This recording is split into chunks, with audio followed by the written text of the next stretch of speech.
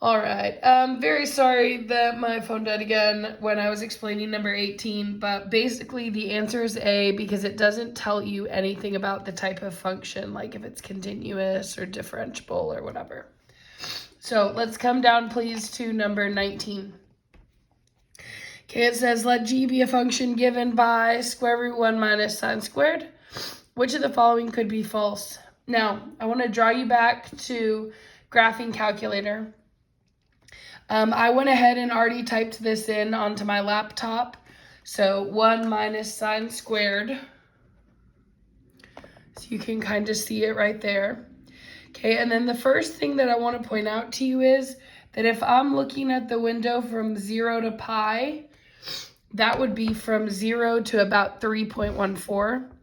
So you can tell here's 0, and then I'm going to trace all the way to 3.14 would be just across this hump. Okay, well then what happened right here at this point? I had a cusp. And so remember that if you have a cusp, that indicates to you that your graph is not differentiable. So I'm going to draw that graph right here. It went kind of like this.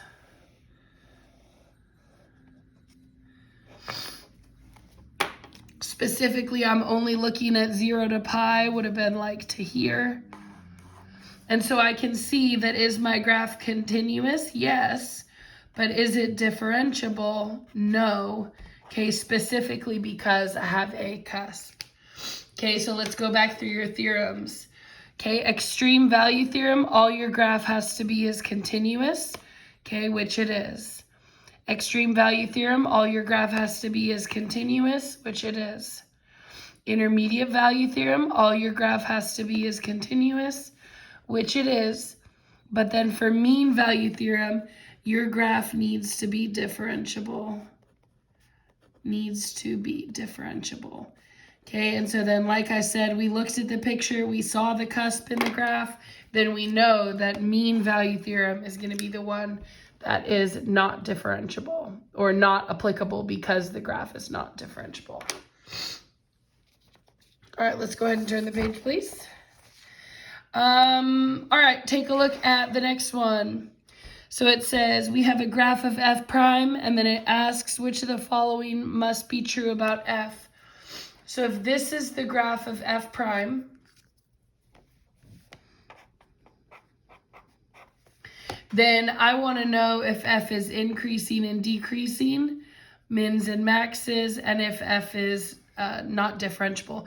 Now notice all of the question or all the answer choices here are talking about regular f. Okay, this is not a picture of regular f. This is a picture of f prime. So I'm going to start with f is decreasing and increasing. If f is decreasing, then that would mean that f prime of x is negative. Okay, and so if I'm looking at the graph of f prime, okay, then my graph is going to be negative where it's below the x-axis. So then I'm going to look at my graph and I'm going to be like, is that true? Okay, from -1 to 1, I'm only below here. And this is saying from -1 to 1, okay, that my graph is decreasing. Now, this graph is decreasing, but that's not what this says. This says regular f is decreasing, which means f prime, this graph we're looking at, would have to be negative or below the x-axis. So A is out. Look at B. F is increasing from -2 to 0. Okay, well, if f is increasing, that means that f prime of x would have to be positive.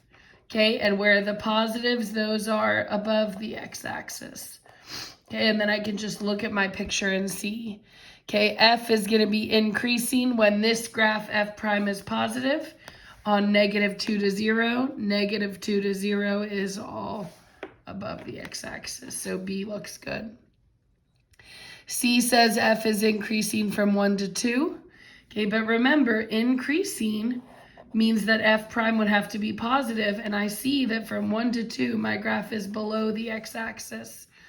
Okay, next one says f would have a local minimum at 0. Okay, well, let's just check it out. 0 is right here. Okay, that would be a critical number because remember your critical numbers are where the derivative is 0, but then you have to check which direction the sign changes. So if I go from up here to down here, that's a plus to minus sign change. And if f prime goes from plus to minus, that means f would go from increasing to decreasing, which would make that a max. Okay, and they told me it's supposed to be a min, so I know that that's wrong. Okay, last answer choice E is kind of tricky, but it says f is not differentiable at -1 and at 1. Okay, now notice at -1 and at 1, okay, our graph goes like this. Okay, I do have corners for both of those spots, but remember, we're not, the corners aren't on the graph of f. Those are on the graph of f prime. So what that means is f prime has the corners, then f prime is the one that is not differentiable. Okay, I can't tell if f is because I don't have the graph of f. Now I can tell if it's increasing or decreasing. I can tell if f would have a min or a max. Okay, but just because this graph has corners on f prime doesn't mean f does, so E is wrong. Okay, let's take a look at number 21. It says first and second graph of the function have the properties in the table. Which of the following could be the graph of f? Okay, let's start off by checking from my first derivative test. So f prime is 0 at 0. It doesn't exist at 2, and it doesn't exist at 4. So I'm going to go 0, 2, 4, and then we'll say all the way till 8 over here. Okay, between 0 and 2, f prime is listed to be negative. Then from 2 to 4, it's positive. Even though it doesn't exist at 2, it's a positive on this interval. And then after 4, it says it switches back to a negative. Now, if that's f prime, then that tells me what f would have been doing. Okay, f would have been decreasing, increasing, decreasing. So the first thing I'm going to look for is if any graphs don't do that. Okay, now notice I really only care about what happens after 0. So I'm going to cut this little first tail off. It goes uphill, downhill, uphill. Is that what I want? No. It goes downhill, uphill, downhill. That is what I want. Okay, this one is down, up, down. That one's good. This one is up, down, up. No good. Okay, now out of the two that are left, I'm going to use concavity, which is the second derivative. So now look at your second derivative row. So we'll go 0 to 2 to 4 to 8. Okay, at 0, my concavity, my f double prime is negative, negative. Then it doesn't exist when I hit 2, just like last time. But then it stays negative from 2 to 4. Then at 4, it doesn't exist, and then it switches to a positive. Okay, and then remember, what does f double prime tell me? That tells me concavity. So if f double prime is negative, then f would have been concave down like a frown, down like a frown, up like a cup. And so if I'm looking at my graphs, I'm just checking to make sure that they're bent the right way. So when I look at this first graph, I do see that it's down like a frown, but then it ends up switching to up at 2. And I see right here that how long am I supposed to be negative for concavity? Concave down till 2, and then still down all the way until 4. So look at this graph. I'm concave down till 2, and then I stay concave down until 4. So it's got to be answer choice B. All right, go ahead and turn the page. We're getting there, people. All right, take a look at number 24. Okay, it says, let G be that function. At what value of X on the closed interval does G have an absolute max? Okay, remember, for an absolute max, you're going to start by taking the derivative. Okay, so G prime of X equals, that'd be a 4X to the 3 minus 3 times 4/3 would just be a 4X squared. Okay, remember 3 times 4 is 12, but then divided by 3, that's where the 4 comes from. Okay, then I'm going to set that equal to 0 and take out a 4x squared. 4x cubed is going to leave an x behind minus 1, which means that my critical numbers are going to be a 0 from the outside and a 1 from the x with the x minus 1. Okay, then remember, I would only do a sign chart like this if it asked me for a relative minimum. But if it's asking you for an absolute, that's where you're going to do your candidates chart. Okay, so look on your cheat sheet if you don't remember, but a candidates chart should have the endpoints, so -1 to 1, and then any critical numbers between that. So 0 and 1, I'll add 0, but 1's already in the chart. Then remember, you are plugging back into f of x. So my f of x in this case is x to the 4 minus 4/3 x to the 3. And then I'm just going to plug those in one at a time till I get my answer. So let's do 0 first because 0 is easy. 0 to the 4th is 0, minus 4/3 times 0 is 0. Let's do 1 next. I have 1 to the 4th minus 4/3 1 cubed. Well, 1 to the 4th is still 1 minus 4/3. 1 cubed is still a 1, so times it doesn't matter. And then remember, when you're subtracting fractions, 1 is the same as 3/3. Okay, it's hard to subtract fractions if you don't get a common denominator. So if this is thirds, I'm going to write 1 as 3/3 or 1 whole unit. And then 3/3 minus 4/3 is -1/3. Okay, now let's take our positive 1. Let's switch it to a -1 to fill in the last y value. So I want a -1 to the 4th and a -1 to the 3rd. Well, my -1 to the 4th is still going to be positive, but my -1 to the 3rd is going to stay negative. And then when I multiply it by that -4/3, it's going to be a plus. So I end up with 3/3 plus 4/3, which is 7/3. Okay, they're asking me for the absolute max. Then I look at my choices, and 7/3 is never one of the answer choices. Okay, but be careful, read the question. At what value of x on the closed interval does g have an absolute max? So my absolute max is 7/3, but what x does it happen at? -1. Okay, and the reason I think they did that is because it's kind of tricky that if you're looking for a max, you're not going to want to pick -1 because that's the smallest number out of all the answer choices. Okay, but it ends up being correct. All right, take a look at number 25. Okay, first thing I'm looking for in my critical numbers. Remember that critical numbers are when the derivative equals 0 or undefined. Okay, so I notice that I have one here at 2. I have one here at 8. So I'm going to set up my number line here, 2 and 8. Check the signs for f prime. F prime started off negative, then it hits 0 at 2, then it goes negative and then positive, and then back to a negative. So I'm going to put here negative, positive. Okay, so somewhere in the middle there, it must have switched signs. Okay, even though I can't tell what number because it didn't make it into the chart, if it goes negative, negative, positive, then somewhere in here there must be another 0.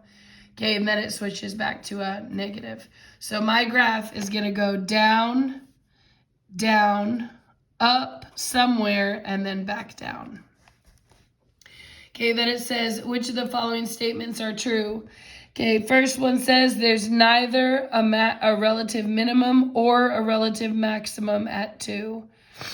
Okay, so now let's think about at 2, if it goes from down to down, okay, then that's not a relative min or max. So I'm going to say that is true. Next one says I have to have a relative maximum at 2. Okay, well, we know that's not right because we just eliminated that. And then it says I'm going to have a relative maximum at 8. Okay, well, that would be a max. So that is true. So then I would want 1 and 3, which is answer choice D. Okay, now also notice we never even ended up using the double derivative. Remember, double derivative tells you about concavity. Okay, double derivative tells you about concavity, so we didn't end up really needing that. All right, turn the page. We did all that page in 7th period, all the next page, so we're on to number 32.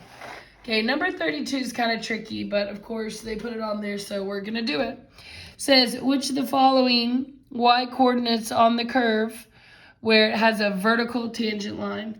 So remember, a vertical tangent line, you're going to take the derivative and then set the bottom equal to 0. You're going to take the derivative and then set the bottom equal to 0. So it'll be 2 steps. So let's do it. E to the x equals sine y. Okay, the derivative of e to the x is e to the x again. The derivative of sine y, if you follow your snow cone, okay, sine is going to drop down to cosine y, and then dy dx. Okay, pretty easy. Then I'm going to take my dy dx. I want to get it by itself, so I'm going to divide by cosine y. And I get that dy dx, the slope formula, is e to the x over cosine y. Now notice that's the slope for any point that I want, but I specifically want a vertical tangent, which means I'm just going to set the bottom equal to 0. So the bottom of this would be cosine y equals 0. Okay, then look at your hand. Your cosine fingers are the fingers on top. Okay, so if I pick here, I have fingers on top, here, here, here, same is true. But if I pick my thumb, okay, then my cosine is 0 because I don't have any fingers above my thumb. Okay, so your thumb means that y is going to need to be pi halves. Okay, now notice every freaking answer choice says that, of course. So for pi halves, I know that it's going to be one of these, but then the question is, what the heck does this mean? Okay, that is referring to the fact, okay, that your period on sine and cosine repeat over and over and over again. So if you remember from pre-cal, okay, your cosine graph starts at 1, then it hits 0, and then 0, and then 0, and then 0, and then 0, and then etc., right? So it's just going to keep going forever and ever and ever.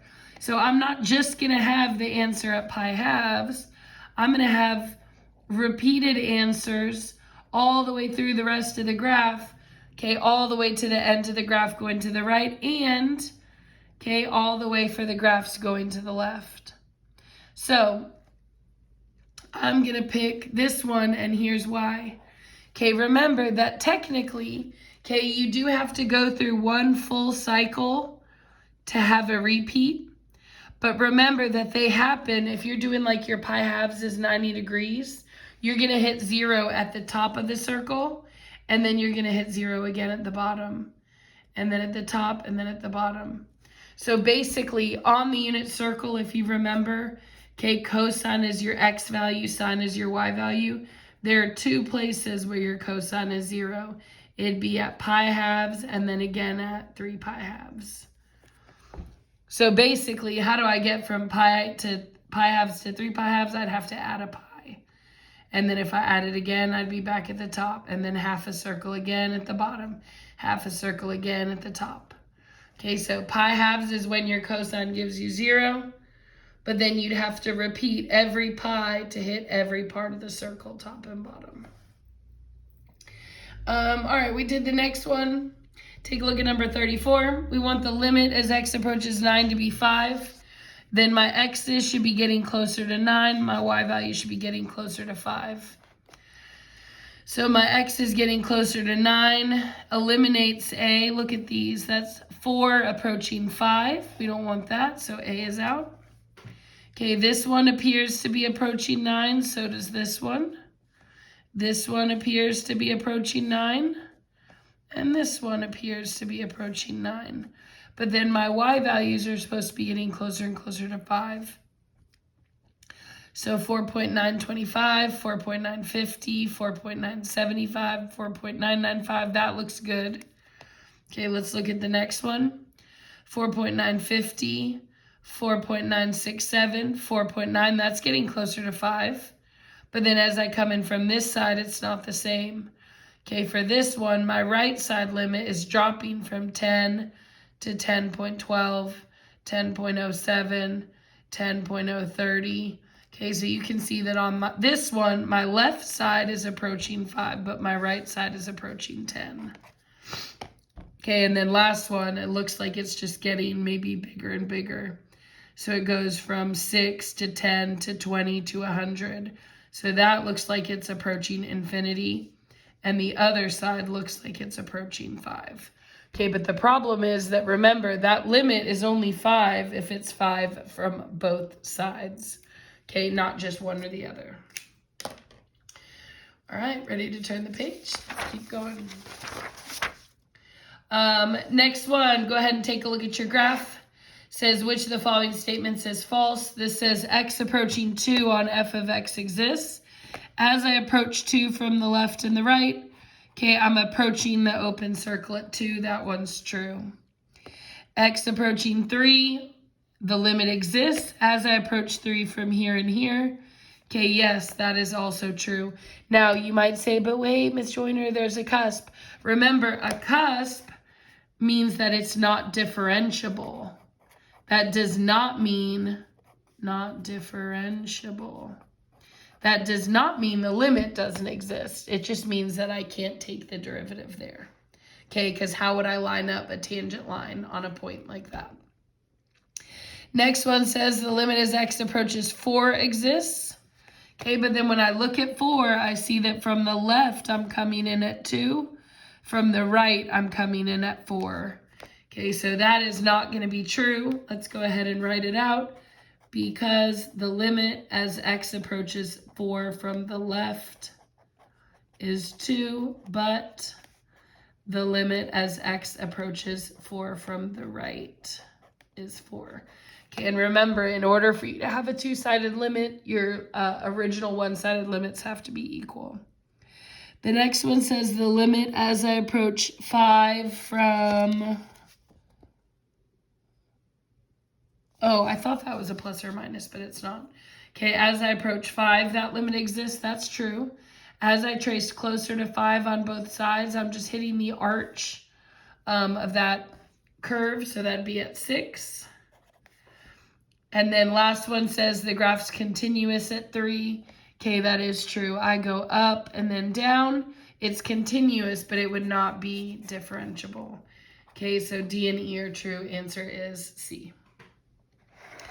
All right, next one says we have a graph of function, which of the following is true. The limit as x approaches 1 equals 1.5.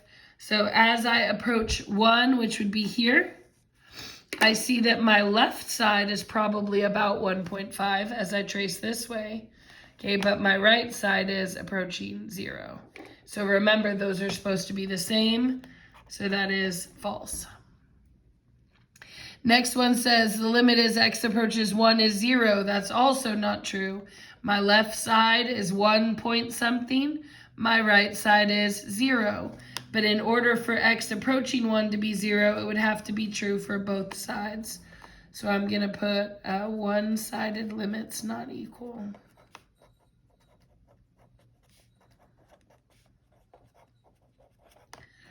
So the limit as x approaches 1, okay, of f of x is actually a D and E. Okay, I can't find the limit as x approaches 1 because the sides are different. Next to this says the limit doesn't exist because the left and right hand limits as x approaches 1 do not exist. Okay, and then this one says the limit doesn't exist because while the left and right hand limits both exist, their values are not equal. Okay, so if you kind of read through that again slowly, you can see the answer is D. I do have one-sided limits. Okay, the left and right hand limits do exist. Okay, they do not exist. They do exist. Okay, but they're just not equal to each other, so it's going to be D. All right, here we go. Turn the page, please. Number 37, it says, I want to find x approaching 2 from the plus side on f of x. Well, then I want to do a right-sided limit only. And remember that a right-sided limit means that you're going to use x's greater than 2. Think about on the number line or on a graph, okay, wherever 2 is, where are the numbers that are bigger than 2? Okay, they're going to be the ones on the right side as I get closer. So when I'm picking between these 3 domains, I'm going to plug into that bottom. Okay, then I just want to plug in a 2. So it'd be 2 squared minus 4 times 2 plus 8. 2 squared is 4, minus 8 plus 8. Those are going to cross out and just give you 4.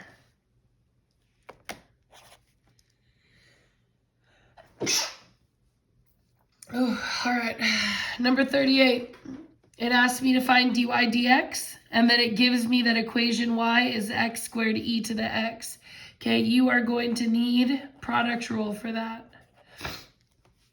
Oh, actually, too, let me add one more thing. I don't know if y'all will study for this exam, but x less than 2 is the limit as x approaches 2 from the left. Greater than 2 would be the limit as x approaches 2 from the right. And then if it's equals 2, that would be f of 2, okay, which would be your closed dot. So this is left side, right side, and then at 2 would be where your closed dot goes. All right, back to 38. So my equation is y equals x squared e to the x. Then my u is x squared. My v is e to the x. We're taking the derivative. U prime would just be the derivative of x squared is 2x. The derivative of e to the x is e to the x again. And then from there, remember, it's just, oops, let me scoot that over. Okay, it's just one diagonal plus the other. So dy dx, which is the derivative, would be this plus that. So I'll do 2x e to the x plus, that's this diagonal, and then x squared e to the x is the other diagonal. Then I'm looking to have a GCF between those because I want to match my answer. And I notice that both of those have an e to the x, then I can pull it out. And both of those have an extra x. So I'll pull both of those terms out and see what's left. My first term was a 2x e to the x, but the x and the e to the x got pulled. And then this was an x squared e to the x, so I'd still have an x left over. Okay, which is equivalent to answer choice C.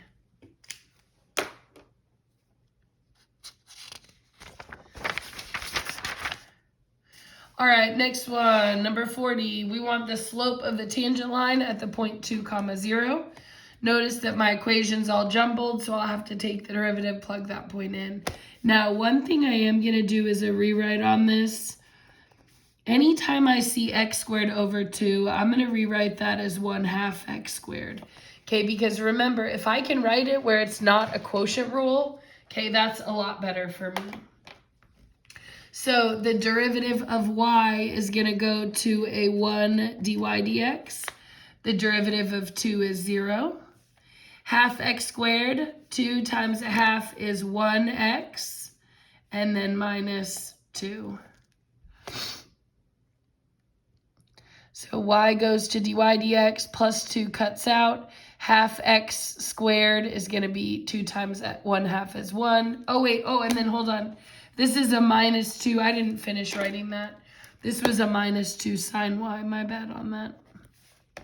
Which means that now this is a minus 2 sine y. Snow cone, snow cone. If I'm at negative sine, I'm going to drop down to negative 2 cosine y dy dx. Okay, from there, we're going to keep solving. Any terms that have a dy dx are going to get pulled over to the left-hand side, which means that this minus 2 cosine dy dx is going to subtract across to here. Okay, and I said subtract, but what I meant is it's going to add across because it's already negative. So now it's a plus 2 cosine y dy dx. Once that adds over to the other side, then the only thing left is the x. Okay, then from there, let's take that dy dx out. That leaves me with a 1 plus 2 cosine y equals x. And then I can take this big long thing and divide it on both sides. So I know that dy dx equals x over 1 plus 2 cosine y. Okay, now notice that's the derivative at any point that I want. Okay, but I'm about to plug in my specific point. So if they want the derivative at the point 2, 0, here's what you would write. I'm just going to write down here because I want to. So it'd be dy dx, vertical line, 2, 0 equals. My x on top is a 2, 1 plus 2, and then cosine y would be 0. 0 is your pinky. All your fingers are up top, which means that it's a 1. So I end up with 2 over 1 plus 2 times 1, which ends up being 2 over 3, which is answer choice D for number 40. All right, next question. It says, I have a graph that's continuous at everywhere except at 4. Okay, then it says the limit as x approaches 4 is infinity. Which of the following must be true? Okay, it makes no sense to say that g of 4 is equal to infinity. Okay, I can't place a closed dot on infinity, so A is out. That doesn't make sense. Okay, B says I have a horizontal asymptote. C and D say that I have vertical asymptotes. So what I want you to do is try to draw the picture. Okay, let's say that 4 is here. 1, 2, 3, 4. As my x's get closer to 4, my g of x is going to go to infinity. That means as I get closer to 4, let's say my graph's doing this. Okay, all of a sudden my graph shoots up. Now, it doesn't say x approaches 4 from one side.